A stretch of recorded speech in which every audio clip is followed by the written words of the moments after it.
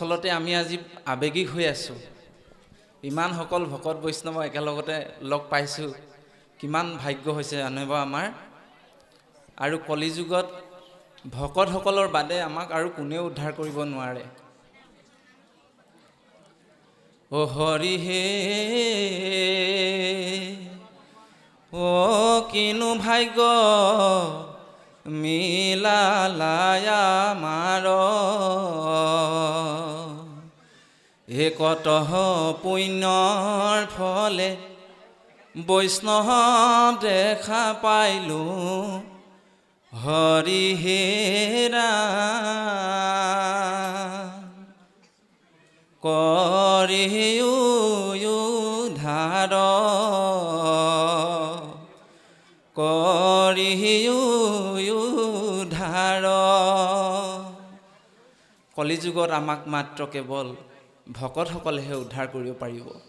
সেইকাৰণে আমি সদূৰ লখিমপুৰৰ পৰা আপোনাসৱৰ চৰণ ধূলি আজি ল'বৰ কাৰণে আহিছোঁ। অ ভকতৰ চৰণ ধূলি অলওঁ আমি হিৰে তুলি, অ ভকত ভোমোৰাই মধু পান কৰিছে, গোবিন্দ কৃষ্ণ বুলি। আপোনাসৱক মৌৰ লগত তুলনা কৰিছে, ভকত ভোমোৰাৰ লগত তুলনা কৰিছে। মৌ মাখিৰ এটা বিশেষত্ব আছে বোলে, 1,00,000 পাহ ফুলত গ'লে মানে এটোপাল মৌ তৈয়াৰ কৰে। গতিকে হেনেহেন এজনী মৌৰ লগত আপোনাসৱক তুলনা কৰিছে। চাওকচোন বাৰু, কত পুণ্যৰ ফলে যে আপোনাসৱক আজি আমি দৰ্শন পাইছোঁ। ভগৱন্তই চাগে আদি সত্য যুগতে নিৰ্ধাৰিত কৰি ৰাখিছিল যে এই চিনামৰা বাগানত তাঁতী বাপৰ গৃহত আপোনাসৱৰ আমি দৰ্শন পাম। গতিকে আদি সত্য যুগতেই প্ৰভু ভগৱন্তই ব্ৰহ্মাক কৈছিল বোলে, হে ব্ৰহ্মা, দাপৰৰ শেষত কলিযুগৰ আৰম্ভণিতেই সূতক মান্য কৰিয়ে 28,000 ঋষিমুনিয়ে ভাগৱত কথা শুনিব। তাৰ মানে ইয়াৰ পৰা আমি কি বুজিব পাৰিছোঁ, প্ৰভু ভগৱন্তৰ যিবিলাক সেৱা কৰ্ম, ভকতৰ যি দৰ্শন, এইবিলাক আকস্মিক নহয়, এইবিলাক হৈছে পূৰ্ব পৰিকল্পিত। ভগৱন্তই আদিতেই নিৰ্ধাৰিত কৰি ৰাখিছিল যে এই বৈকুণ্ঠ ধামত এই ভকতসকল লগ হ'ব আৰু মোৰ গুণানুকীৰ্তন শ্ৰৱণ কীৰ্তন কৰিব। তেওঁ আদি সত্য যুগতে নিৰ্ধাৰণ কৰি থোৱাৰ কাৰণেহে আজি আপোনাসৱৰ দৰ্শন পাইছোঁ। ইনে এলা পেচাকে দৰ্শন পোৱা নাই। সেইকাৰণে গুৰুজনাই কীৰ্তনত লিখিছে যে যাৰ থাকে পুণ্য সংখ্যাত, সিখিজনে পাতে কাণ কৃষ্ণৰ কথাত। আপোনাসৱ মহামহন্তৰ বহু যুগ যুগৰ যে কিমান পুণ্য জমা হৈ আছিল, হয়নে বাৰু? সেই পুণ্য থকাৰ কাৰণে এনেধৰণে একেলগতে ভকতৰ সং পাইছে। ঈশ্বৰৰ নাম শুনিবলৈ আপোনাসৱৰ সৌভাগ্য হৈছে, আমাৰো সৌভাগ্য হৈছে। সেইকাৰণে আমি আজি ইয়ালৈ কিয় আহিছোঁ বাৰু? আজি বিষয়টো ওলাইছে ভাগৱতৰ তাৎপৰ্য।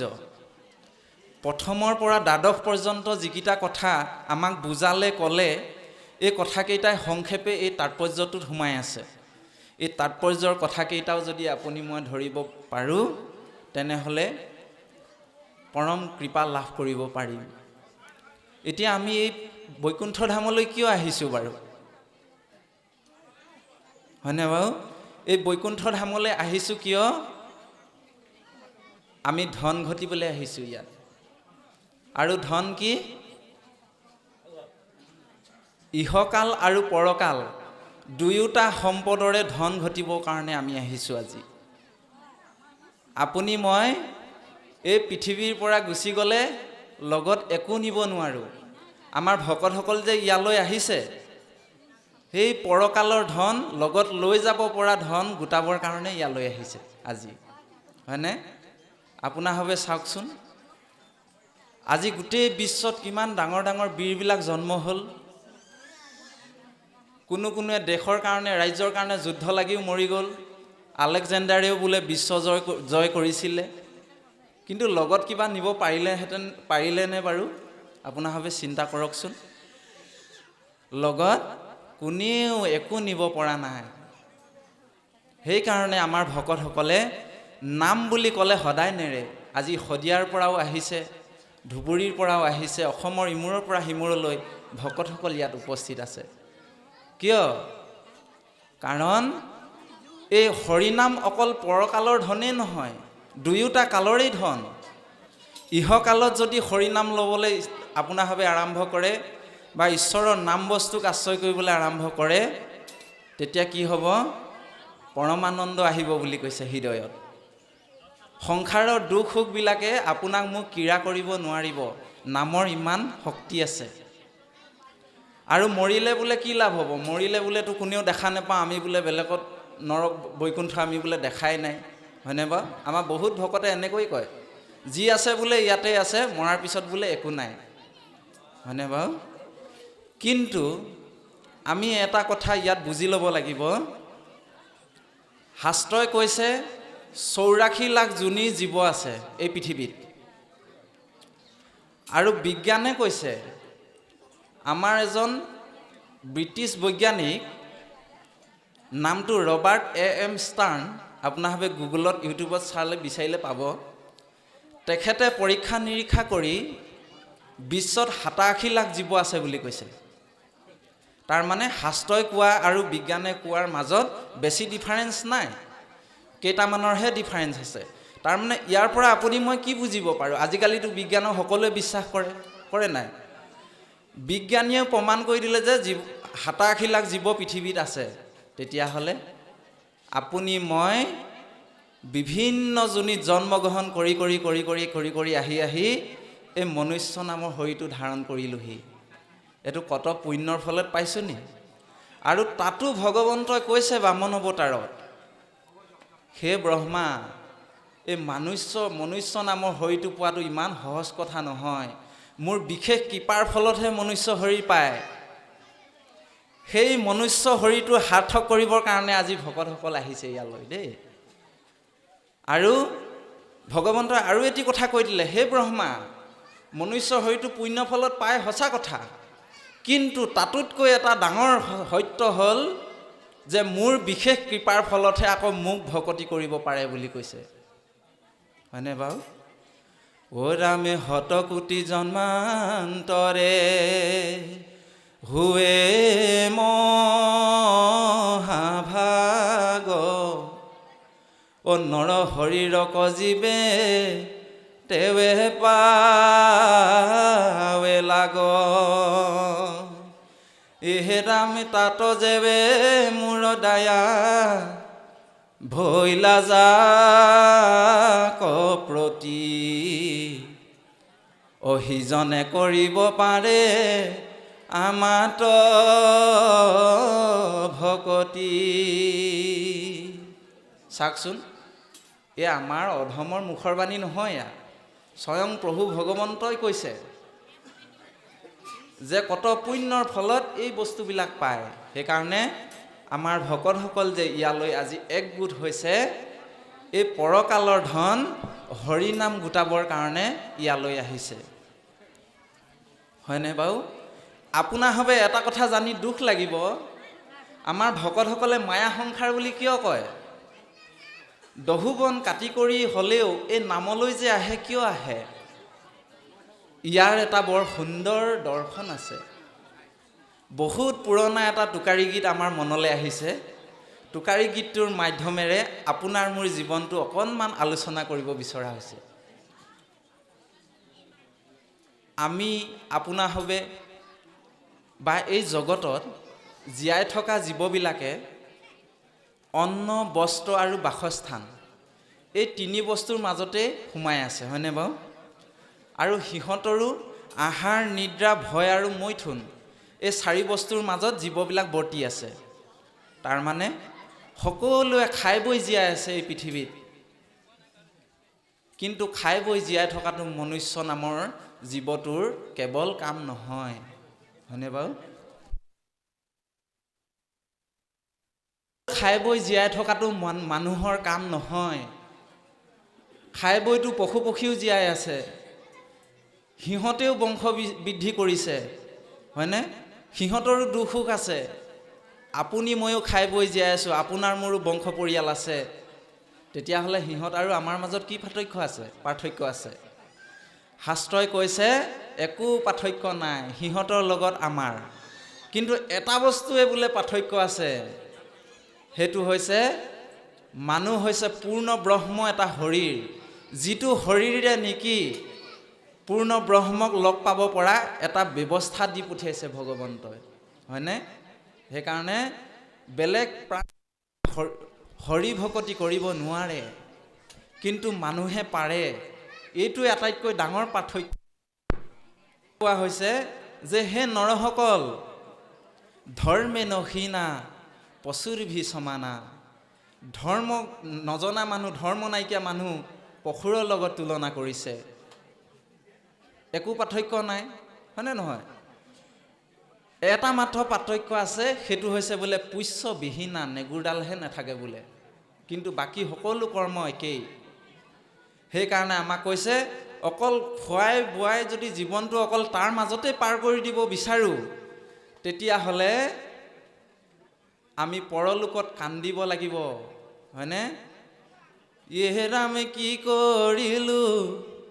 কৰিলোঁ ভকতি নকৰি, অন্তকাল পাইলে ক প্ৰভু ৰক্ষা কৰা হৰি। অন্তকালে আপুনি মই নিজক কিন্তু দুখিব লাগিব, হয়নে? মানুহৰ শৰীৰটো দ্বিতীয়বাৰ নেপাওঁ। গুৰুজনাই প্ৰথম স্কন্ধতে সেইকাৰণে কৈছে, হে নৰসকল, তোমালোকে এই মনুষ্য শৰীৰটো বৃথা নকৰিবা, হেন জানি ভকতিত তেজিৱালাস, আৰু কি মনুষ্য হৈবা এৰাইটো আশ, হয়নে? আৰু যে মানুহৰ শৰীৰ পাম আশা নাই। খোজে প্ৰতি অপৰাধ কৰিছোঁ, পদে পদে অপৰাধ কৰিছোঁ, হয়নে বাৰু? না ভুক্তম ক্ষতে কৰ্ম কল্পকৌটি শ্ৰতেপি, অৱশ্যমেইব ভুক্তৈবম কৃতঃ কৰ্ম শুভাশুভম। আপুনি মই বেয়া আৰু ভাল কৰ্মৰ ফল ভুগিব লাগিবই এই পৃথিৱীত। ইয়াৰ পৰা কোনো বাচি যোৱা নাই। 12 বৈষ্ণৱৰ এজন ভীষ্মই ইয়াৰ পৰা বাচি যোৱা নাই কৰ্মফলৰ পৰা, হয়নে বাৰু? আপুনি মই কোনটো খেতিৰ মূলা তেতিয়াহ'লে? সেইকাৰণে কৈছে, হে নৰসকল, লগত একো বস্তু নিব নোৱাৰা। কোন কাৰ কেতিয়া সাৰথি হয় অকণমান আলোচনা কৰি লওঁ বাৰু, নহয়নে?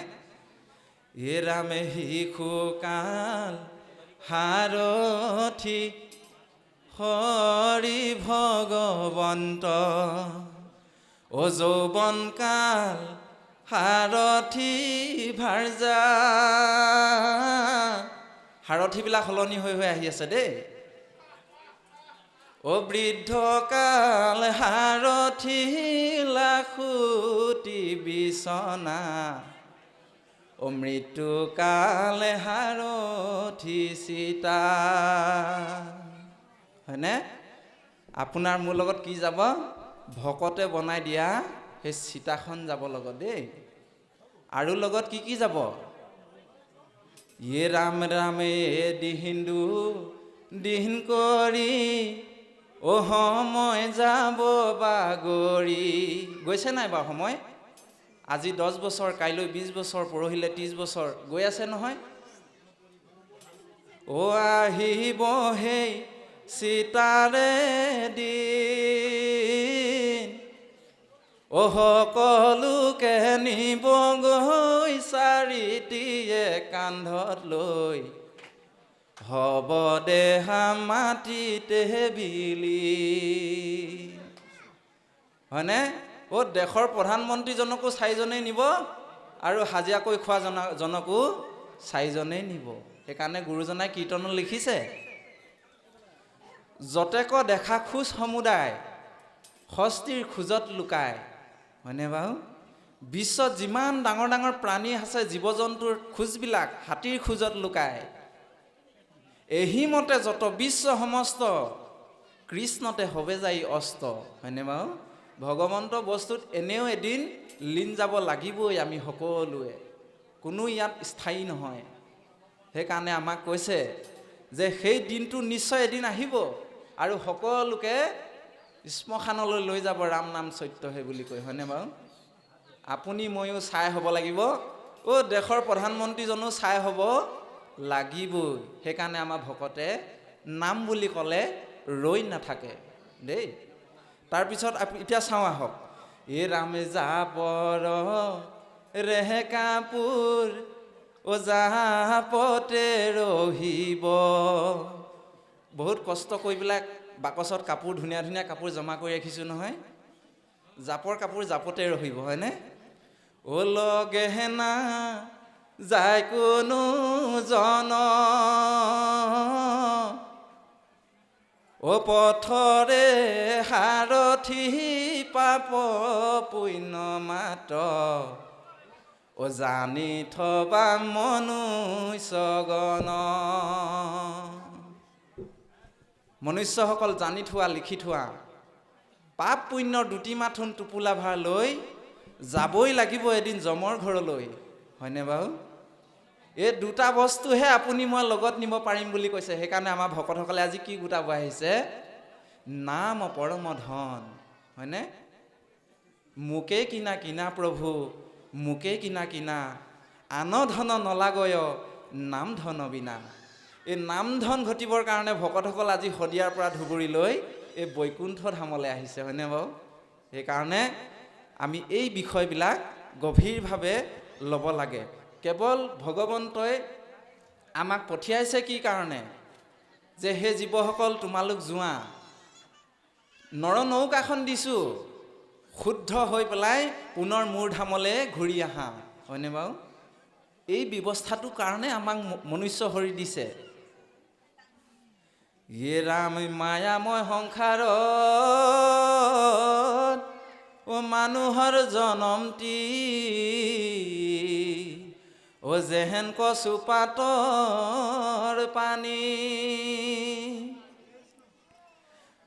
এদিন নহয় এদিন যাবগৈ লাগিব, এ হ'ল নিয়তিৰ বাণী।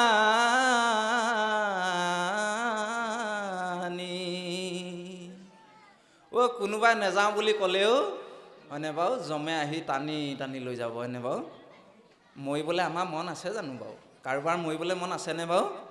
নাই। সেইকাৰণে যুধিষ্ঠিৰক সুধিছিলে এইটো কথা, বোলে যুধিষ্ঠিৰ, পৃথিৱীৰ আটাইতকৈ আচৰিত কথাটো কি? বোলে এই সংসাৰলৈ জীৱ আহি আছে, গৈ আছে, জন্ম হৈয়ে আছে, মৰিয়ে আছে, কিন্তু জীয়াই থকা জীৱকেইটাই কেতিয়াও মৰিম বুলি নাভাবে বোলে, হয়নে বাৰু? আপুনি মই ভাবিছোঁনে বাৰু মৰিম বুলি? আমি কিন্তু ভবা নাই। এয়া হৈছে মায়া, ভগৱন্তৰ মায়া এয়া। সেইকাৰণে কৈছে যে চৰণেহে জানে মৰণৰ ঠাই। যেতিয়া আপোনাৰ মোৰ সময় আহিব নহয়, কোনেও ধৰি ৰাখিব নোৱাৰে। পাৰিবনি কোনোবাই ধৰি ৰাখিব?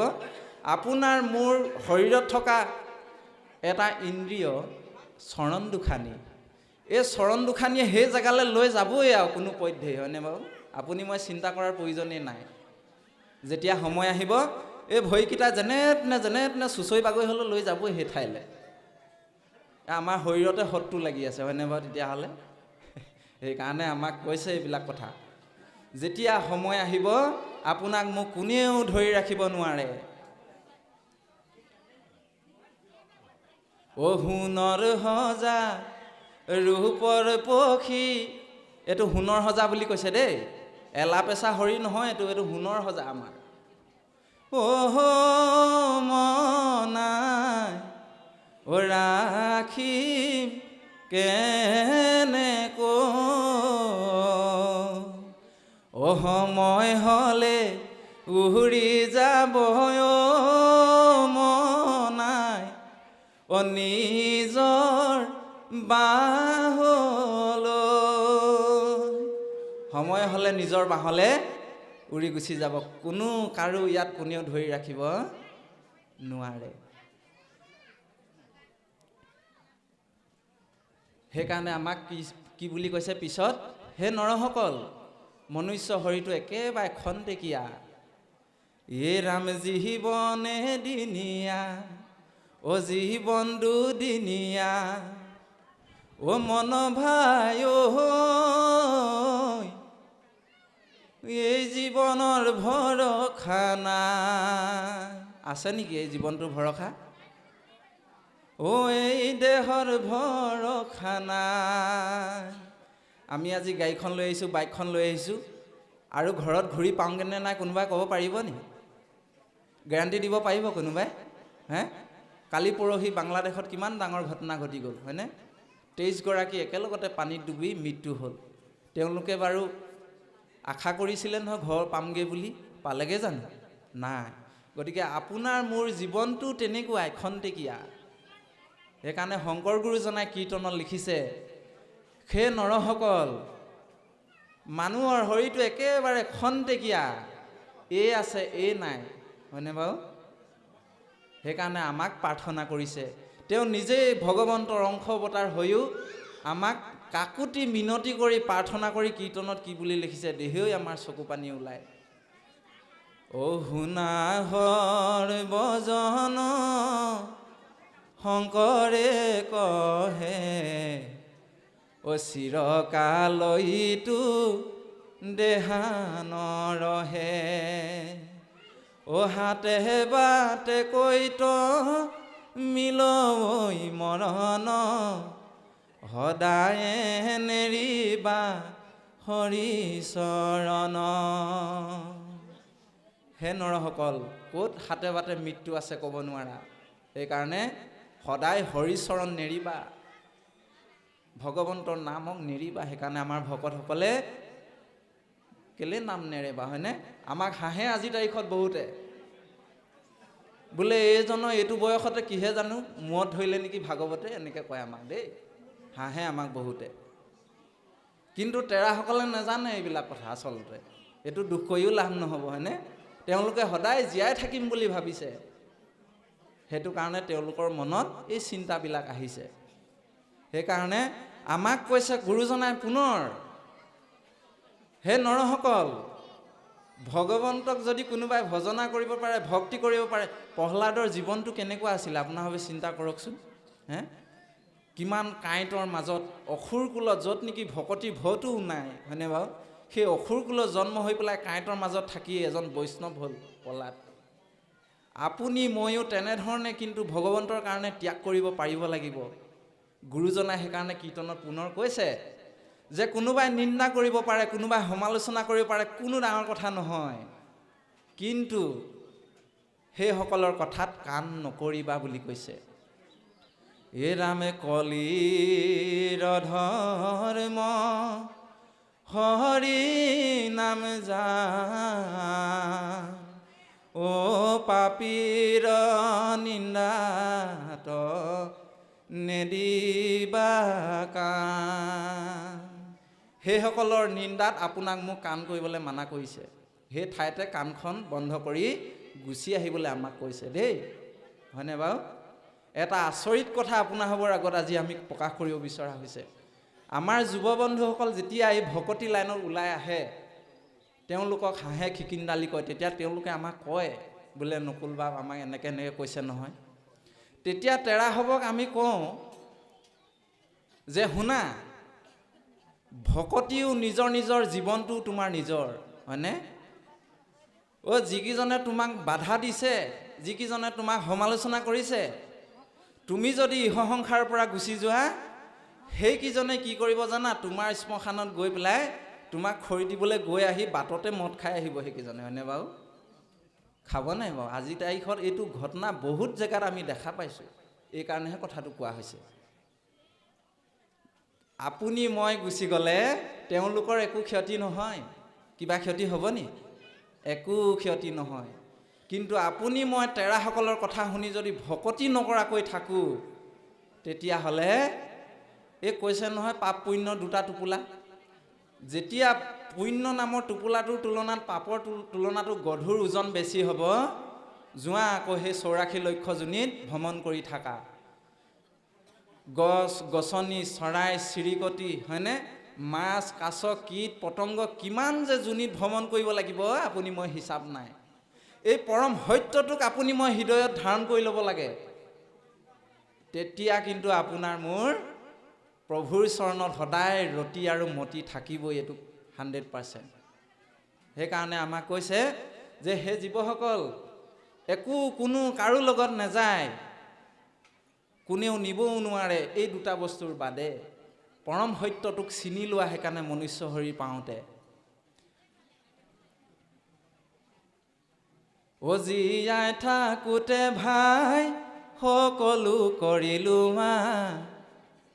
অ মানৱ জীৱন নাপাবা দুনা। জীয়াই থাকোঁতেই হৰি ভকতি কৰি লোৱা, নহ'লে মানুহৰ জীৱন দ্বিতীয়বাৰ নেপাবা বুলি কৈছে। হে ৰাম যাহাবই যে লাগিব অ স্বৰগ নহৰকলৈ, যাবতো লাগিবই। অ মন ভাই অ মায়াময় সংসাৰৰ পৰা।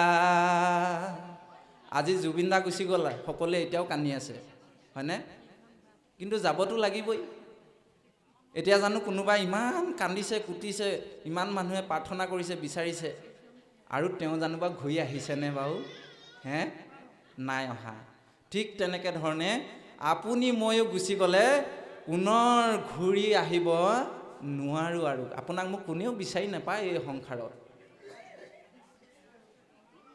অ এই মাটি এই ঘৰ সকলো গৈ হ'ব পৰ, অ জানি হৰি ভকতি কৰা। আপুনি মই ইমান কষ্ট কৰি যে ধন ধান ঘটিছোঁ, 4-5 মহলীয়া বিল্ডিং বনাইছোঁ হয়নে বাৰু। ইয়াত কি বুলি কৈছে, এই মাটি এই ঘৰ সকলোবোৰ হ'ব পৰ, জানি হৰি ভকতি কৰা হয়নে। দুখ কৰি ধন ধান আৰ্জা যত মানে, কৃষ্ণে এৰিলাত খাই বেক আনে। এই শৰীৰটোৰ পৰা ভগৱন্ত যেতিয়া ওলাই যাব, আপুনি কষ্ট কৰি ঘটা ধন আপুনি মই খাবলৈ নেপাওঁ হয়নে বাৰু। কোনে খাব, বোলে বেংকত 1 কোটি টকা জমা আছে। ঐ বেংকৰ পাছবুকখন খুলিবলৈ যাওঁতেই লগে লগে বোলে নমিনী নামৰ ব্যৱস্থা এটা আছে হয়নে বাৰু, তাত আছে নাই বাৰু নমিনী ব্যৱস্থা, বোলে নমিনী ডকুমেণ্টকেইটা লাগিব। তাৰমানে আপুনি মই গুচি গ'লে আপোনাৰ মোৰ নমিনীয়ে পইচা উলিয়াই খাই থাকিব হয়নে বাৰু। সেইকাৰণে কৈছে ভকতি নিবলৈ ভগৱন্তক বস্তুক, এই পৰম সত্যটোক মানি আপোনাক মোক অকণমান নিজৰ কাৰণে লগত লৈ যাব পৰা ধন ঘটিবলৈ উপদেশ কৰিছে গীতা ভাগৱতে দেই বাৰু। এইকাৰণে আপোনাসৱৰ চৰণত আমি প্ৰাৰ্থনা জনাইছোঁ, আপোনাসৱে এনেধৰণৰ বৈকুণ্ঠ ধাম পালে, সৎসংগ ভকতৰ দৰ্শন পালে কেতিয়াও নহাকৈ নাথাকিব হয়নে বাৰু, কেতিয়াও নহাকৈ নাথাকিব। কোনে কিমান দিন কান্দিব আপোনাসৱ জানিলে দুখ লাগিব। কলিকাল আহি আছে এতিয়া হয়নে, মাক দেউতাকৰ বাদে আপোনাৰ মোৰ কাৰণে কান্দোতা এই পৃথিৱীত আৰু কোনো নাই বুলিছে। অ জীৱতী যাব গৈ সজাতে থৈ, অ পুত্ৰ ভাৰ যায় কান্দিব ছমাহলৈ। পুত্ৰ ভাৰ যায় দুখ কৰি মাত্ৰ 6 মাহ কান্দিব। ইয়ে ৰাম দুদিনলৈ কান্দিব ককাই আৰু ভাই, কাৰণ মাটি বাৰী কথা আছে দেই হয়নে। অ কলিযুগত বোলে ককাই ভাই মৰিলে ভালহে পাব বোলে, কেলে অ মাটি অকণমান সৰহকৈ পাব হয়নে। এই ঘটনাটো বৰ্তমান আমি স্বচক্ষুৱে দেখি আছোঁ দেই বাপ সমস্ত। আপোনাসৱে লক্ষ্য কৰিছে নাই আমি নাজানো হয়নে বাৰু। ককাই ভাই ভালহে পাব আপুনি মই মৰিলে। ইয়ে ৰাম মাটি যদি আছে বান্ধৈ কান্দিব দায় কান্দিব দায়। মাতৃ যদি জীয়াই আছে, দেউতা যদি জীয়াই আছে, 100 সন্তানৰ এজনেই যদি ঢুকাই যাওক, জীয়াই থকা অৱস্থাত যদি সন্তান ঢুকায়, তেতিয়াহ'লে সেই দুখটোৰ সমান ডাঙৰ দুখ বোলে পৃথিৱীত নাই হয়নে বাৰু। কিমান গধুৰ এটা বোজা, কিমান গধুৰ দুখ সেইটো। এইকাৰণে কৈছে আই সমান হ'ব কোন, নৈ সমান বব কোন। আই আৰু দেউতাৰ সমান কোনো এই পৃথিৱীত আপোনাৰ মোৰ আপোন নাই। সেইকাৰণে আমাক কোৱা হৈছে যে হে নৰসকল, ইহ সংসাৰলৈ আহি অকণমান পৰকালৰ ধন সাঁচি লোৱা। গতিকে আপোনাসৱৰ চৰণত আমি পুনৰবাৰ প্ৰাৰ্থনা জনাই অকণমান পদৰ বিষয়বস্তুলৈ অকণমান যাব বিচৰা হৈছে। ইয়াতে ভাগৱত তাৎপৰ্য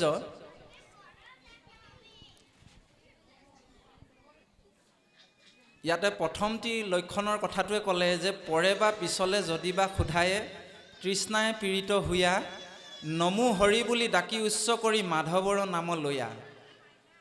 আপোনাক মোক এটি প্ৰাৰ্থনা জনাইছে, আপুনি মই অনবৰতে ভগৱন্তৰ নাম উচ্চাৰণ আৰু হৃদয়ত মথন কৰি থাকিবৰ কাৰণে উপদেশ কৰিছে দেই। ইয়াতে কৈছে যিকোনো পৰে বা পিছলে যদি বা সোধায় ভোকে তৃষ্ণায়ে সুখে দুখে সকলো সময়তে ভগৱন্তৰ নামক আশ্ৰয় কৰিবলৈ কৈছে দেই। কাৰণ কিয় জানে, গীতাত অৰ্জুনক কৈছে ভগৱন্তই যে হে অৰ্জুন, মানুহৰ শৰীৰটোৰ যিবিলাক দুখ সুখ ভোক ক্ষুধা তৃষ্ণা এইবিলাক কেৱল মাত্ৰ শৰীৰৰহে বিষয়। এইবিলাক হয়নে? এইবিলাক কেৱল শৰীৰৰ ধৰ্ম, আত্মাৰ ধৰ্ম নহয়। সেই আত্মাটোৰ কেতিয়াও ভোকো নালাগে, কেতিয়াও সি সুখ দুখৰ সমভাগীও নহয়। আৰু এই আত্মাটো অজনিত্য শ্বাসত সত্য বস্তু। এই সত্য বস্তুক জাগতিক বস্তুবিলাকে মানে ইয়াক প্ৰভাৱ পেলাব নোৱাৰে। নৈনম চিন্দন্তি শস্ত্ৰাণি নৈনম দহতি পাৱক নচৈবনম ক্লেদয়ন্তাপু ন শুচয়তি মাৰুত। হয়নে? কোনো ধৰণৰ জুয়েও পুৰিব নোৱাৰে, পানীয়ে উটিয়াব নোৱাৰে, বায়ুৱেও শুকুৱাব নোৱাৰে, এনেধৰণৰ আপোনাৰ মোৰ আত্মা। সেইকাৰণে কোৱা হৈছে আমাক এই শৰীৰৰ ধৰ্মটো ত্যাগ কৰি আত্মাৰ ধৰ্মটো লোৱা। আপোনাৰ মোক আজি এই আত্মাৰ খাদ্য খুৱাবৰ কাৰণে আপোনাৰ বাবে আহিছে। এয়া আজি আত্মাৰ খাদ্য, হয়নে? এই আত্মাৰ খাদ্যটোক আপুনি মই মাজে সময় খুৱাব লাগিব। সেইকাৰণে ইয়াত কৈছে যিকোনো সময়তে ঈশ্বৰৰ নাম ল'বা। আজি তাতিবাব জনাই এই গুৰু গৃহভাগী হয়নে ইয়াত প্ৰতিষ্ঠা কৰিলে। এই গুৰু গৃহভাগ এইকাৰণেই আমাৰ প্ৰয়োজন আছে যে আমি বিষয়ী মানুহ, আমাৰ সময় নাই ঈশ্বৰক মনত পেলাবৰ কাৰণে। আমাকতো কৈছে অবিৰতভাৱে নাম লোৱা, কিন্তু আমাৰ সেইকণো সময় নাই। সেইকাৰণে শংকৰ গুৰুজনাই কৃপা কৰি আপোনাক মোক এই গুৰু গৃহভাগ দি থৈ গ'ল, হয়নে বাৰু? আৰু কিয় দিলে? এই গুৰু গৃহভাগ যদি চোতালৰ মুখতে থাকে, বিষয়ৰ মাজত থাকি হ'লেও মনত পৰিবই, যাওঁতে কৃষ্ণ বুলি কৈ যাব পাৰিম, নহয়নে বাৰু? হয় নহয়? আৰু সেইটোৱেই আমাক কৈছে পুৱা গধূলি আমাৰ গৃহভাগ বৈকুণ্ঠ কৰি ৰাখিব পাৰিব লাগিব। এতিয়া বৈকুণ্ঠ কেনেকৈ কৰিম? এই নামঘৰক যে আমি পবিত্ৰ বুলি কওঁ, কিয় পবিত্ৰ বুলি কওঁ? কাৰণ এই নামঘৰত পুৱা গধূলি সদায় ভকতসকলে ঈশ্বৰৰ নাম কীৰ্তন কৰি গুৰু আসন চৈতন্য কৰি ৰাখে। সেইকাৰণে সেই ঠাইত নাম বস্তু প্ৰকাশ হৈ থকাৰ কাৰণে পবিত্ৰ ঠাই। তেতিয়াহ'লে আপোনাৰ মোৰ গৃহভাগত যদি এই নাম বস্তু সদায় নাথাকে, তেতিয়াহ'লে আপোনাৰ মোৰ গৃহভাগ পবিত্ৰ হ'বনে বাৰু? কেতিয়াও নহ'ব। সেইকাৰণে আমাক কৈছে জৈছ ভাৰ্যা গৃহে নাস্তি সাধিছা পুণ্য চাৰিতা অৰণ্যম তৃণ গন্তব্যম যথা অৰণ্যম তথা গৃহম। যিখন ঘৰত পুৱা গধূলি ঈশ্বৰ উপাসনা নহয়, মোবাইল চাই টিভি চাই সময় কটায়, বিষয় কথা পৰচৰ্চা পৰনিন্দা কৰি সময় কটায়, সেই ঘৰখন কি ঘৰ নহয়, গৃহ নহয়, অৰণ্যম তৃণ। সেইখন ঘৰ অৰণ্য বুলি কৈছে, হাবি বুলি কৈছে। চাওকচোন, এতিয়া আপুনি মই নিজকে সুধিব লাগে, আমাৰ ঘৰখন হাবি হৈ আছে নে গৃহ হৈ আছে দেই। এই ব্যৱস্থাটো সেইকাৰণেই আমাক লাগে। আৰু তাতোতকৈ এটা সৰল উপায় দিলে কি, যে সেই জীৱসকল গোটেই দিনটো অনবৰতে নাম স্মৰণ কৰিব নোৱাৰিলেও দুবাৰ হ'লেও ল'বাই নাম, ঈশ্বৰৰ নাম, হয়নে? এ ৰামে নাম ল'বা দুবেলি, অ পুৱা আৰু গধূলি, গুৰুগৃহভাগ থাকিলে অন্ততঃ পুৱা আৰু গধূলি সোমাবই লাগিব, হয়নে নহয়? তাৰ পৰা অকণমান হ'লেতো ভকতি হ'ব আমাৰ। হে অশুদ্ধ চিতে নাম ল'লে মন হ'ব মুকলি। শুদ্ধ চিত্তে যদি আমি ঈশ্বৰৰ নাম আশ্ৰয় কৰোঁ, আপোনাৰ মোৰ মনটো পবিত্ৰ আৰু নিৰ্মল হৈ পৰিব, হয়নে বাৰু? সেইকাৰণে আমাক কৈছে যে যিকোনো সময়তে ঈশ্বৰৰ নাম বস্তু ইয়াত লোৱা। আৰু কেনেকৈ ল'বলৈ কৈছে? নমো হৰি বুলি ডাকি উচ্চ কৰি মাধৱৰ নামলৈয়া। আপুনি মই কীৰ্তন কৰিলে উচ্চ কণ্ঠেৰে, মন খোলা, তাৰমানে কণ্ঠটো খোলাকৈ আমাক গাবলৈ কৈছে। ইয়াত উচ্চ ডাকি বুলি, আৰু প্ৰতিটো ভাগৱতৰ পদে পদে শেষত কি বুলি কৈছে গুৰুজনাই? মনে মনে বোলা ৰাম ৰাম বুলি কৈছে নেকি? নাই কোৱা। ডাকি বোলা ৰাম ৰাম, হয়নে? উচ্চ কৰি ঈশ্বৰৰ নাম ল'বলৈ কৈছে। উচ্চ কৰি নাম ল'লে আপোনাৰ মোৰ মানে হৃদয়ত পৰমানন্দ আহিব। এইটো ইয়াৰ দৰ্শন আছে। এতেকতে তাৰ যতেক পাতেক অনেক কোটি জন্মৰ, তাতে লাগে জুই পুৰি ভস্ম হৈ হৈয়ে শুদ্ধ হবে নৰ, হয়নে? আপোনাৰ মোৰ বহু জনমৰ পাপো যদি জমা হৈ আছে, সেই পাপ ক্ষণেকতে নাশ হ'বলৈ আৰম্ভ কৰে বুলি কৈছে। কোনে? এই ঈশ্বৰৰ নামে। হৰিনাম হুতাসন, পাপ শুকান বন, পাপক শুকান বনৰ লগত তুলনা কৰিছে। ক্ষণেকতে দহি কৰে চন। ঈশ্বৰৰ নাম বস্তুক আশ্ৰয় কৰিলে সেই পাপবিলাক ইমান খন্তেকতে জ্বলি ভস্ম কৰি নাইকিয়া কৰি দিব, আপুনি মই ক'বই নোৱাৰিম। বোলে প্ৰমাণটো কি? হয়নে? প্ৰমাণটো এইটোৱেই, আপোনাৰ ভাৱে চাবচোন। যেতিয়া অনবৰতে কণ্টিনিউৱাছলি আপোনাৰ ভাৱে ভাগৱতৰ কথা যদি শুনিবলৈ আৰম্ভ কৰে, কীৰ্তন কৰিবলৈ আৰম্ভ কৰে, ভকতৰ সংগলৈ যদি আৰম্ভ কৰে, তেতিয়া কি হ'ব জানে? দস্যু নিচিনা, ৰত্নাকৰ নিচিনা এজন দস্যু পৰম এজন ভকতলৈ ৰূপান্তৰ হ'ব পাৰে, হয়নে বাৰু? এইবিলাক হৈছে নামৰ মহিমা। গতিকে আপুনি মই কি নোৱাৰিম নেকি? আপুনি ময়ো পাৰিম। সেইকাৰণে আমি বহুত জেগাত গ'লে এনেকুৱা ধৰণৰ আমাৰ ভকতসকলক বহুতক লগ পাওঁ।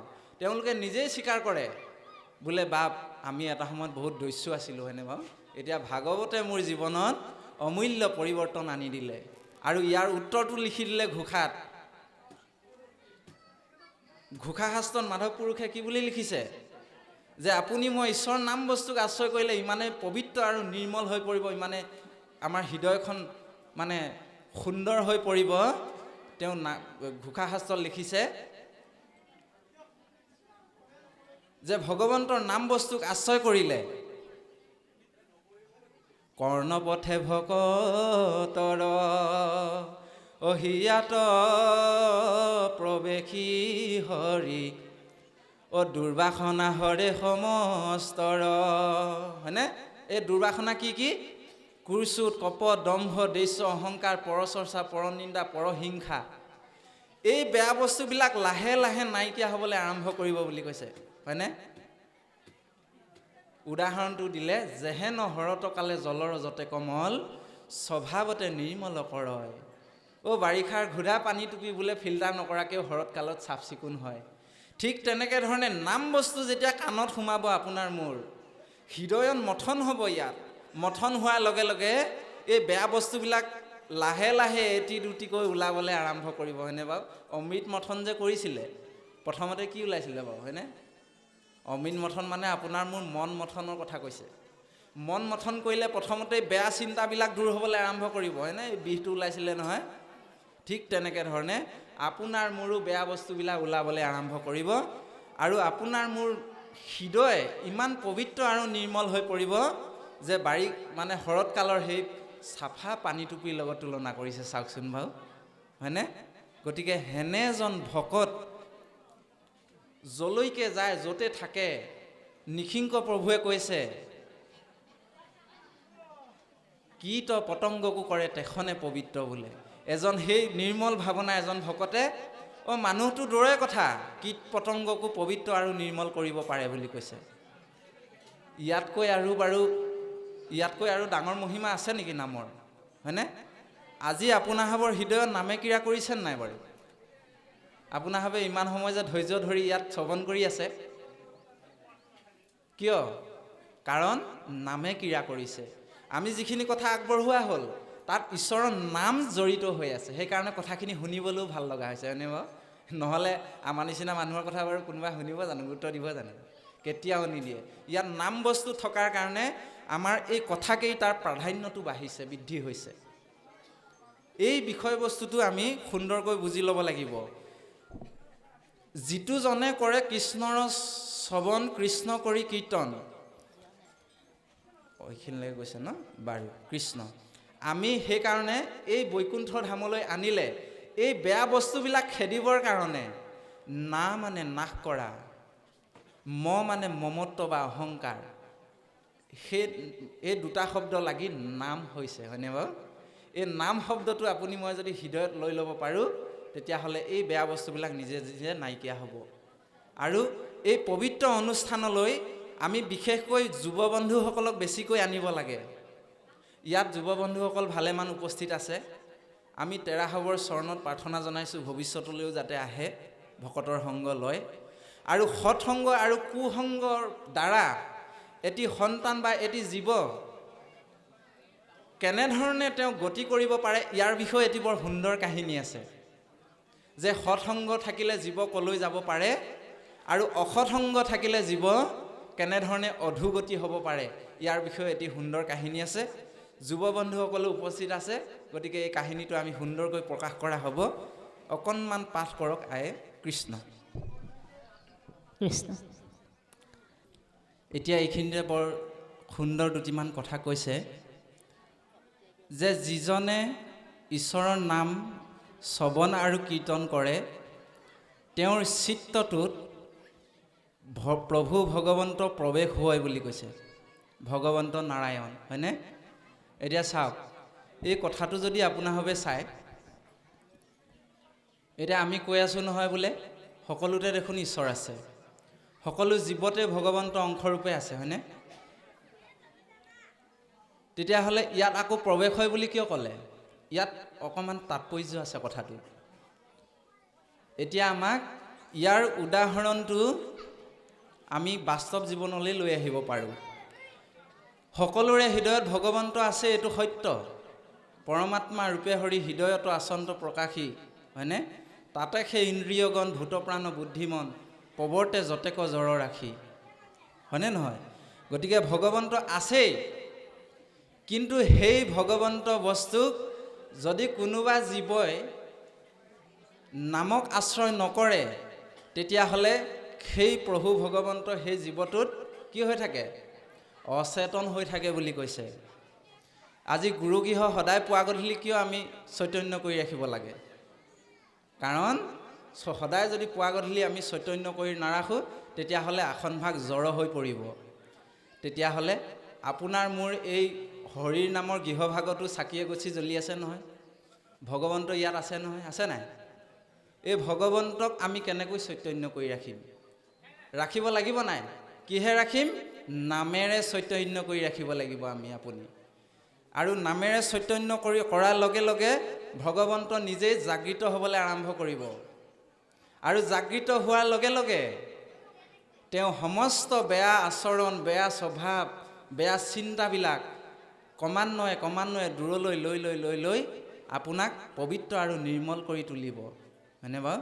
অৰ্জুনক গীতাত কৈছে, হে অৰ্জুন, মোৰ ওচৰত যদি পাপেৰে বোকা লুতুৰি পুতুৰি হৈ, মানে বোকাত লুতুৰি পুতুৰি হৈ থকা নিচিনাকৈ পাপ লৈ পেলাইও আহে, মই সেইজনক ধুই পখালি মই নিজৰ সুহিত কৰি লওঁ বুলি কৈছে, যিজনে নামক আশ্ৰয় কৰে, হয়নে বাৰু? কিমান পবিত্ৰ, কিমান নিৰ্মল ভাৱনা ভগৱন্ত। সেইকাৰণে তেওঁ কৃপাময়, দয়াময়, কৃপাৰ সাগৰ বুলি কয়। তেওঁ কৃপাৰ সাগৰ, কিন্তু এটাহে কাম কৰিব লাগে, বোলে কি কৰিব লাগিব? নাম ল'ব লাগিব। বোলে মুখে বোলা ৰাম, হৃদয়ে ধৰা ৰূপ, এতেকে মুকুতি পাই বা কহিলো স্বৰূপ, হয়নে? যিটো জনে নাম লয় হৰি তাৰ হয়। এই কথাবিলাক আমাক সুন্দৰকৈ ইয়াত প্ৰকাশ কৰিছে। গতিকে আপোনাক মোক সেইকাৰণে তৃতীয় স্কন্ধ কপিলাই ভগৱন্তই মাকক এটি কথা কৈছিল যে, হে মা, তুমি যে দেখিছা এই জীৱবিলাক, এই ঘূৰি ফুৰিছে যে জীৱবিলাক, এইবিলাক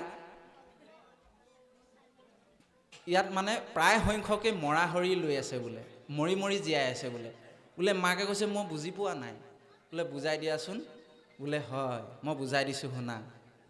অ সাধুৰ সংগে হৰি কথা নুশুনে যি নৰ, অজীৱন্ততে মৰাহিটো অধম পামৰ। কেলে সেইজনক মৰা হৰি বুলি ক'লে? কাৰণ তেওঁ নাম শুনা নাই। নাম নুশুনাৰ কাৰণে ভগৱন্ত এই জীৱাত্মাটো ইয়াত জড় হৈ আছে, এইকাৰণে মৰা হৰি বুলি কৈছে দেই। এইটো ইয়াৰ দৰ্শন। সেইকাৰণে আপুনি মই মৰা হৰি এটা লৈ পেলাই জীয়াই আছোঁ নেকি চিন্তা কৰাৰ প্ৰয়োজন আছে, হয়নে বাৰু? সেইকাৰণে ইয়াত কৈছে ভগৱন্তৰ সেইজনৰ হৃদয়ত প্ৰকাশ হ'ব যিজনে তেওঁৰ নাম লয়। এতেকে পাতেক পলাই তাৰ যেন সূৰ্যৰ আগে আন্ধাৰ, প্ৰচণ্ড বতাহে যেন উৰুৱাৱে নাথাকে মেঘ সঞ্চাৰ। যেনেকৈ আন্ধাৰত পোহৰ হৈ থাকিলে আন্ধাৰ ওচৰলৈ আহিব নোৱাৰে, ঠিক তেনেকৈ ধৰণে ভগৱন্তৰ নাম বস্তুক আশ্ৰয় কৰি থাকিলে এই বেয়া বস্তুবিলাকে আপোনাৰ মোৰ ওচৰলৈ আহিব নোৱাৰে, হয়নে বাৰু? আমি কেতিয়াবা নিজকে লৈ গৌৰৱ কৰোঁ। কেলৈ গৌৰৱ কৰোঁ জানে? অহংকাৰ ভাৱত আমি কথাখিনি কোৱা নাই, এইভাৱেই কোৱা হৈছে। আমি কেতিয়াবা আমাৰ যুৱ বন্ধুসকললৈ চাওঁ, চাই পেলাই ভাবোঁ কেতিয়াবা, তেৰাসকলৰ এটা নহয় এটা মানে বেয়া গুণ আছেই আছে। বোলে কি? কোনোবাই বোলে শিখৰে খায়, কোনোবাই বোলে কেপিয়ে খায়, হয়নে? কোনোবাই বোলে চিগাৰেটে খায়, কোনোবাই আকৌ বোলে গৰম পানীকণো খায়। ভগৱন্তই যে আমাক সেইখিনিৰ পৰা দূৰত ৰাখিছে দেহিঐ, হয়নে বাৰু? কোনে বচাই ৰাখিছে বাৰু ইমান দিনৰ পৰা? এই সৰু কালৰ পৰা যে সেইখিনিলৈ যে আমাৰ এনেকৈও চাবলৈ মন যোৱা নাই কিয়? কোনে বচাই ৰাখিছে সেইখিনিৰ পৰা? এই বেয়া বস্তুখিনিৰ পৰা বাচি থকাটো ইমান সহজ কথা নহয় আজিৰ তাৰিখত, হয়নে? সেইকাৰণে কি কৈছে? ভকত সংগ পাবলৈও দুৰ্লভ, তাৰমানে সৎসংগ পাবলৈ বহুত কঠিন, কিন্তু বেয়া বস্তুটো আকৌ পিয়ালি কিনাৰতে লাগি আছে, হয়নে বাৰু? বেয়া বস্তুটো পিয়ালি কিনাৰতে পাব, কিন্তু ভাল সংগ আপুনি মই বিচাৰিলে সহজে নেপাওঁ। সেইকাৰণে ভগৱন্ত বস্তুক মোৰ সুখীত বুলি লৈ ল'ব লাগিব। এই গীতা ভাগৱতকে মোৰ জীৱনৰ পৰম মিত্ৰ বন্ধু বুলি লৈ ল'ব লাগিব। তেতিয়া আপোনাক মোক কিন্তু সেইবিলাকলৈ ঠেলিবলৈ নিনিয়ে কেতিয়াও দেই। সেইকাৰণে আমি এই বিষয়বস্তুবিলাক যুৱ বন্ধুসকলক বুজাব লাগে। বিশেষকৈ আমি নিজকে ক'ব লাগে, তেওঁবিলাকৰ জীৱনটোলৈ চালে তেওঁলোকৰ সকলোৰে কিবা নহয় কিবা দুখ আছেই আছে, কিন্তু আমাকতো ভগৱন্তই সেইখিনিৰ পৰা বচাই ৰাখিছে। কিমান ডাঙৰ কৃপা কৰিছে বাৰু চাওকচোন। সেইকাৰণে কৈছে ইহকালৰো ধন হয়। এইখিনি ধন নহয় নেকি? এইখিনি সম্পদ নহয়? কিনিলেও নাপায়, এইবিলাক ইমান সহজ নহয়, হয়নে নহয় বাৰু? এইকাৰণে আমাক কৈছে যে সাধুৰ সংগ লোৱা, নামক আশ্ৰয় কৰা। সেই নাম কীৰ্তন কৰিলে আমাৰ যিবিলাক বেয়া বস্তু সেইবিলাক আহিব নোৱাৰিব ওচৰলৈ। সেইকাৰণে কোৱা হৈছে যে যিখন ঘৰত ঈশ্বৰৰ নাম বস্তু ভক্তি প্ৰচাৰ প্ৰসাৰ হৈ থাকে, চৰ্চা হৈ থাকে, সেইখন গৃহত বোলে বেয়া জীৱ প্ৰৱেশ কৰিব নোৱাৰে, হয়নে? বেয়া জীৱ মানে আপোনাৰ মোৰ সতি সন্তান যদি জন্মও হয়, নাতি নাতিনী জন্মও হয়, সেই সন্তানটো কৰ্ম দুখত পৰি যদি বেয়া কৰ্ম লৈও আহে, কিন্তু তেওঁ ভাগৱত শুনাৰ লগে লগে সংস্কাৰ হৈ পেলাই আপোনাৰ মোৰ এই পৃথিৱীলৈ আহিব বুলি কৈছে দেই। ইয়াৰ উদাহৰণটো কি বুলি কৈছে? সূৰ্য ওলালে আন্ধাৰ নিজেই নাইকিয়া হয়, নাম আহিলে সেই জীৱবিলাকো নিজে নিজে বোলে নাইকিয়া হৈ গুচি যায়, হয়নে বাৰু? তেতিয়াহ'লে আৰু কি লাগিছে আমাক ইয়াতকৈ আৰু পবিত্ৰ বস্তু?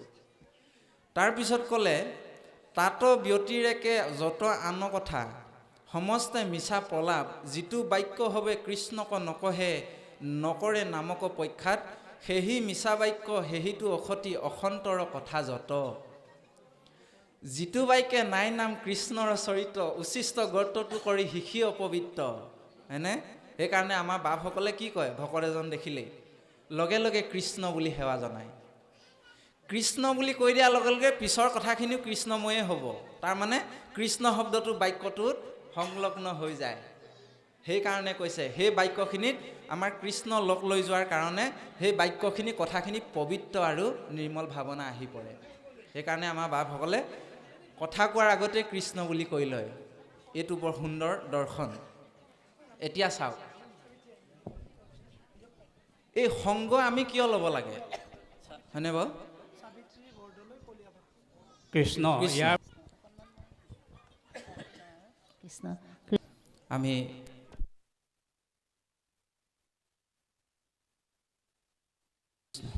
এতিয়া এগৰাকী চৰণত সেৱা নিবেদিলোঁ। কৃষ্ণ। এতিয়া আমাৰ ভক্তিমাতৃ আইগৰাকীয়ে এটা ঘোষা গাই গৈছে যে সদায় সৎসংগ সাধুৰ সংগ লোৱা, হয়নে? এই কথাবিলাক আমাক বাৰে প্ৰতি কিয় কৈ থাকে? ইয়াত বহু ৰহস্য আছে। দুটি ভাটৌ চৰাই কাহিনীৰে আপোনাসৱৰ আগত আমি এই সৎসংগ আৰু কুসংগৰ কথাটো প্ৰকাশ কৰিব বিচৰা হৈছে। দুটি ভাটৌ চৰাই আছিলে, দুইটিৰে ৰূপ ৰং একেই, একে মাকৰে সন্তান, দেখিবলৈও একেই। এদিন কি হ'ল, হাবিত চৰি থাকোঁতে এজন চিকাৰীয়ে দুইজনকে ধৰিলে, ধৰি পেলাই পিঞ্জৰাত আবদ্ধ কৰি বজাৰলৈ লৈ গ'ল বেচিবৰ কাৰণে। আৰু বেচিবলৈ লৈ যাওঁতে তাৰে এটা ভাটৌ চৰাই এজন কচায়ে কিনিলে। এজন কচাই ছাগলী কটা কচাই, আৰু ঘৰত লৈ গ'ল। লৈ যোৱাৰ পিছত কচাইৰ পৰিৱেশটো কেনেকুৱা বাৰু আপোনাভাৱে জানেই। ধৰো মাৰো কাটো, সদায় পুৱা গধূলি ভাটৌটোক শুনায়। আৰু ভাটৌটোৱে সেইমতে শিকিবলৈ আৰম্ভ কৰিলে। ভাটৌটো কথা শিকে আপোনাভাৱে জানেই। এই তিনিটা বস্তু শিকি গ'ল। তাৰপিছত ইটো ভাটৌ চৰাই বজাৰৰ পিঞ্জৰাত আবদ্ধ হৈ থাকোঁতে এজন ভকতে দেখা পালে, এজন সন্তই। আৰু সেই ভকতজনে দেখি পেলাই দুখ লাগিলে, দেহি ঐ চৰাইটো পিঞ্জৰাত বন্ধ হৈ আছে, ইয়াক যদি মই লৈ যাওঁ মোৰ কোঠাত যাব, হৰিনাম শুনিব, ঈশ্বৰৰ নাম বস্তু শুনিব, গতিকে ইয়াৰো কল্যাণ হ'ব, সেইকাৰণে মই ইয়াক লগত লৈ যাওঁ। এই বুলি কৈ চৰাইটো লৈ আহিলে, আনি নিজৰ কোঠাত ৰাখিলে আৰু বিভিন্ন ধৰণে ভাল কথা শিকালে।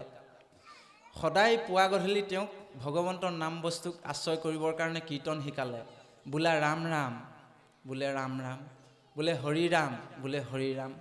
এনেধৰণে কৰি কৰি তেওঁ ভগৱন্তৰ বিভিন্ন ধৰণৰ ঘোষা কীৰ্তনকে আদি কৰি বিভিন্ন ধৰণৰ নাম বস্তু তেওঁ শিকালে, কিন্তু খুব ভাল ভাল শিক্ষা দিলে। এনেকৈ শিকাওঁতে ভাটৌটো শিকি গ'ল। দৈৱপক্ষে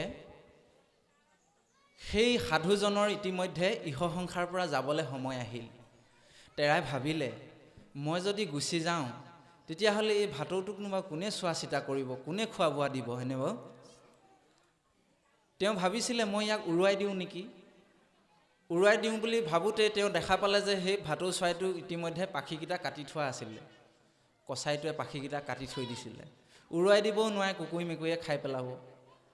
তেনেকৈ ভাবি থাকোঁতে থাকোঁতে বাটেদি যোৱা এজন পথচাৰীক দেখা পালে। পথচাৰীজনক মাতিলে, হেৰা বন্ধু এফালে আহাচোন। আহিলে। অহাৰ পিছত বোলে এইটো মোৰ ভাটৌ চৰাই, ইয়াক যদি তুমি লৈ যোৱা তোমাৰ পৰম কল্যাণ হ'ব। ই বৰ ভাল ভাল কথা কয়, ঈশ্বৰৰ নাম লয়, গতিকে ইয়াক যদি শ্ৰদ্ধা সেৱা কৰা, খোৱা বোৱা দিয়া, তোমাৰো কল্যাণ হ'ব ইয়াৰ পৰা, তুমি ইয়াক লৈ যোৱা।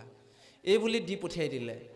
আৰু ঈশ্বৰৰ ইচ্ছা, সেই যিটো পথচাৰী আছিলে, সেই পথচাৰীজন অইন কোনো নহয়, সেই কচাইটোৱে আছিলে।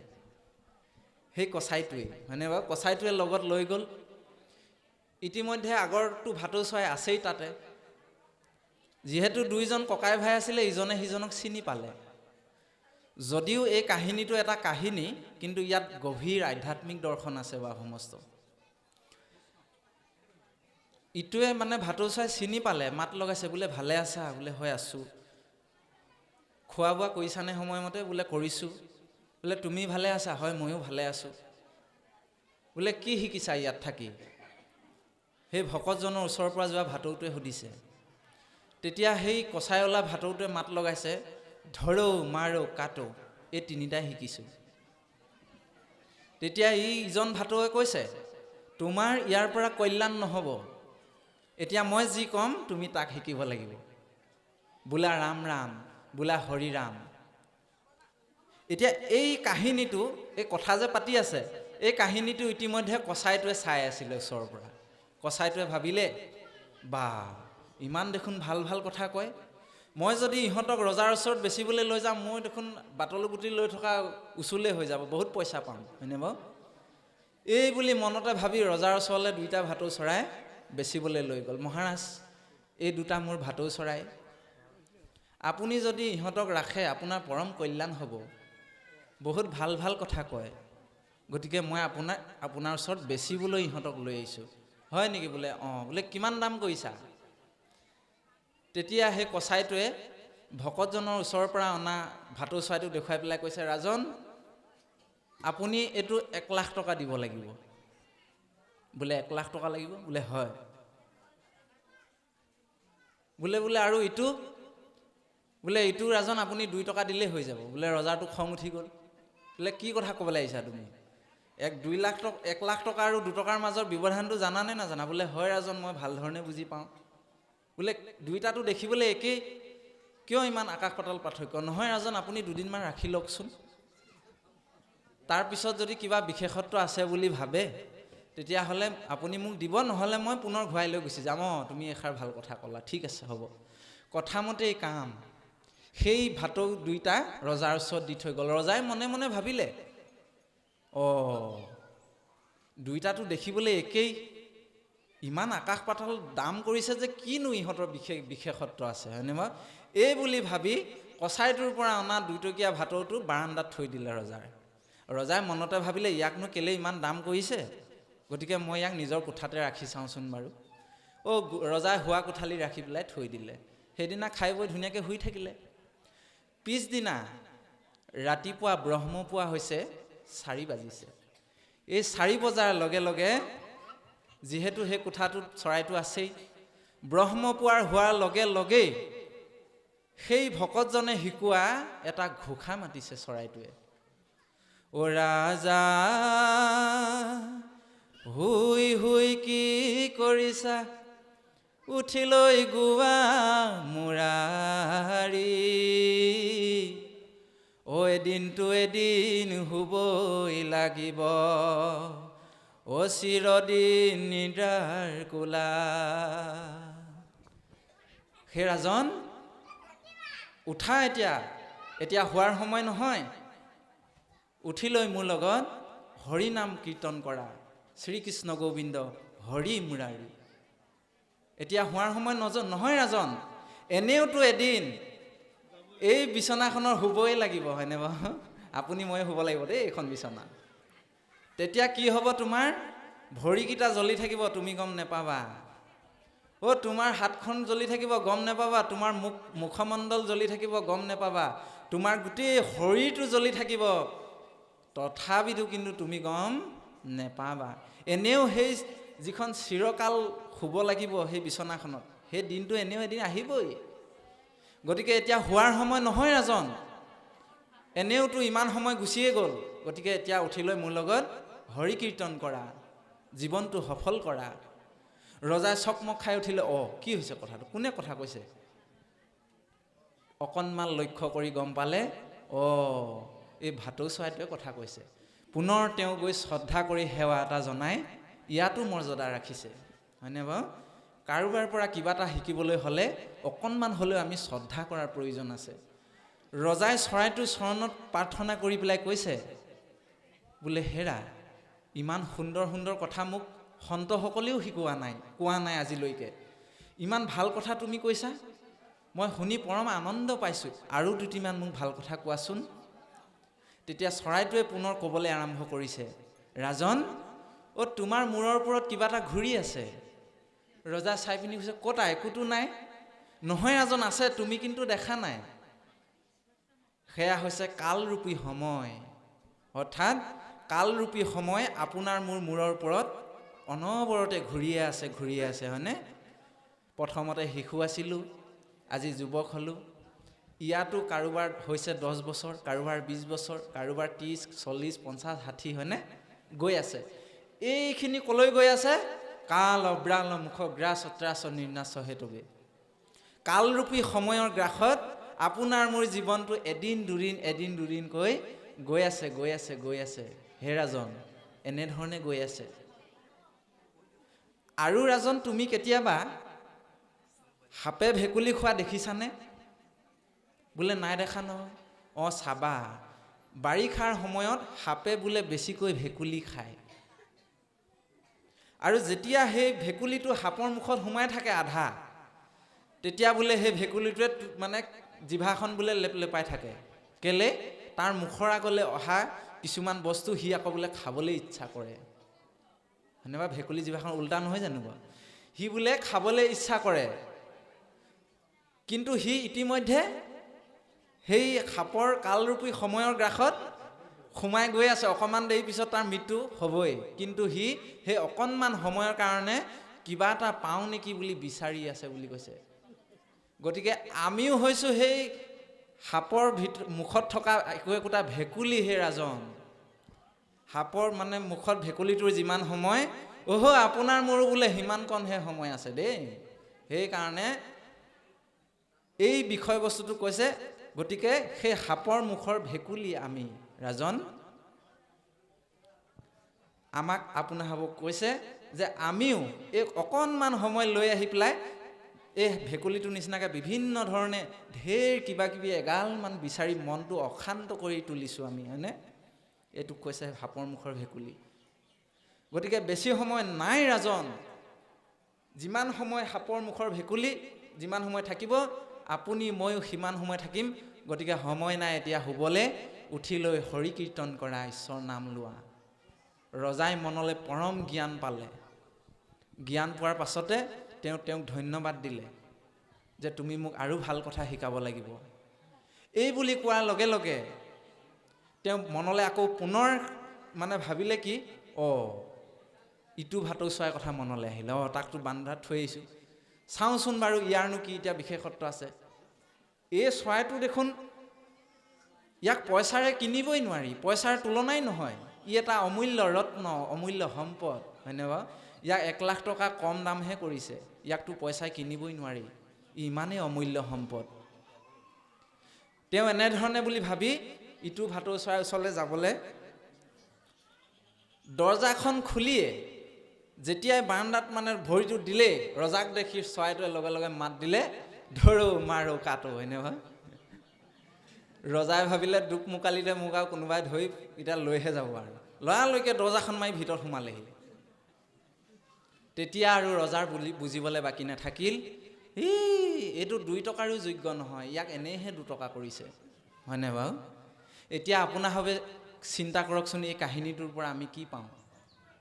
দুয়োটাৰে ৰং ৰূপ একেই, দেখিবলৈও একেই, সমান বয়সৰ, কিন্তু ইমান আকাশ পাতাল পাৰ্থক্যটো ক'ৰ পৰা আহিলে বাৰু আপোনাৰভাৱে চিন্তা কৰকচোন। একমাত্ৰ সৎসংগ, হয়নে বাৰু?